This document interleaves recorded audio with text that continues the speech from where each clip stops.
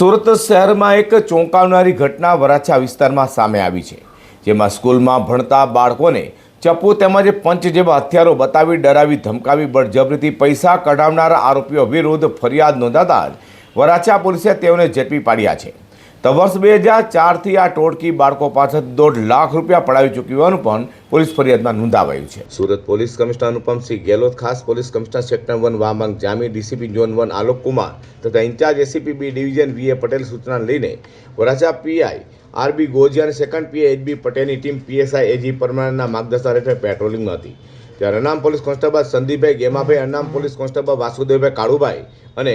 અનામ police constable જિજ્ઞેશગીરી જગદીશગીરીએ બાતમીના આધારે વરાછા વિસ્તારમાં સ્કૂલોમાં ભણતા બાળકોને ચપ્પુ તથા પંચ જેવા હથિયારો બતાવી જાનથી મારી નાખવાની ધમકી આપી ડરાવી ધમકાવી બળજબરીથી પૈસા કઢાવતા આરોપીઓ મૂળ ભાવનગરના અધેળાઈ, હાલ મોટા વરાછા ખાતે શિવાય હોમમાં રહેતા રોશન હરીશ ધોળકિયા, બીજો ભાવનગરના મહુવા, હાલ સીતાનગર ચોકડી પાસે રણુજાધામ સોસાયટીમાં રહેતા ભાવિક બાબુ લાડુમોર અને ત્રીજો મૂળ ભાવનગરના ગારિયાધાર, હાલ સીતાનગર ચોકડી પાસે લક્ષ્મી પેલેસમાં રહેતા મિત અશ્વિન ખૂટને ઝડપી પાડ્યા હતા. તો ઝડપેલા રીઢાઓ વર્ષ 2024થી શાળાના વિદ્યાર્થીઓને ધમકાવી ટુકડે ટુકડે 1.5 લાખ રૂપિયા પડાવી ચૂકી હોવાનું પણ સામે આવ્યું છે.